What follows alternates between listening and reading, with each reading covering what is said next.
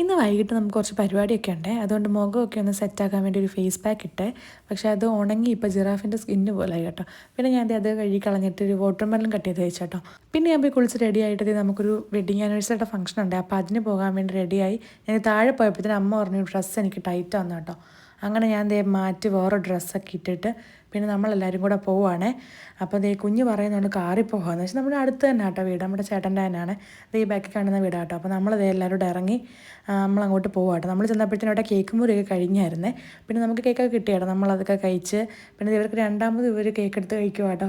പിന്നെ നമുക്ക് food fried റൈസും ചിക്കൻ കറിയാണ്. പിന്നെ നമ്മളതൊക്കെ കഴിച്ചിട്ട് അവിടെ നിന്ന് ഇറങ്ങി വീട്ടിലോട്ട് നടക്കുവാണ്. ഞാൻ വീട്ടിൽ ചെന്നപ്പോഴേ ജിംബ്രൂന് മനസ്സിലായി ഞാൻ എന്തോ കഴിച്ചിട്ടുണ്ടെന്ന് കേട്ടോ. അപ്പോൾ അവൻ എന്നെ മണത്തിട്ട് പിന്നെ അവിടെ പോയി പണങ്ങി കിടക്കോട്ടെ. ഞാൻ വിളിച്ചിട്ടൊന്നും അവൻ വന്നില്ല. പിന്നെ നമുക്ക് രാത്രിയായപ്പോൾ റിസപ്ഷൻ ഉണ്ടായിരുന്നേ. അങ്ങനെ നമ്മളിതേ അവിടെ എത്തിയിട്ട് അവിടെ നമുക്ക് പൊറോട്ടയും പത്തിരിയും ചിക്കൻ കറിയും ചിക്കൻ ഫ്രൈ ഒക്കെ ആയിരുന്നു. അപ്പോൾ നമ്മൾ അതൊക്കെ കഴിച്ച് പിന്നെ ഒരു ഐസ്ക്രീമും കഴിച്ച് പിന്നെ ഇറങ്ങിയപ്പോൾ നമ്മളിതേ ഒരു കാപ്പി കുടിച്ചു കേട്ടോ. പിന്നെ നമ്മൾ വീട്ടിലോട്ട് പോകുന്ന വഴിക്ക് മാമി വിളിച്ചിട്ട് പറഞ്ഞ് കുറച്ച് ജ്വല്ലറീസൊക്കെ വന്നിട്ടുണ്ട്. അപ്പോൾ അതൊക്കെ വന്ന് നോക്കാം, ഓണം കളക്ഷൻസൊക്കെ. അപ്പോൾ നമ്മൾ അതൊക്കെ നോക്കി ഒരു മാല എടുത്തോട്ടോ. ഞാനിപ്പോൾ ഇട്ടേക്കുന്ന ഈ മാല ഞാൻ എടുത്തേ. ഇതും ഒരു കമ്മലും കൂടി ഒരു സെറ്റ് ഉണ്ട് കേട്ടോ. അപ്പോൾ അതൊക്കെ എടുത്ത് പിന്നെ ഇതാണ് ചിത്രമാമി. അപ്പോൾ മാമിയുടെ കുറച്ച് അത്യാവശ്യം മാലയും കമ്മലൊക്കെ ഉണ്ട് കേട്ടോ.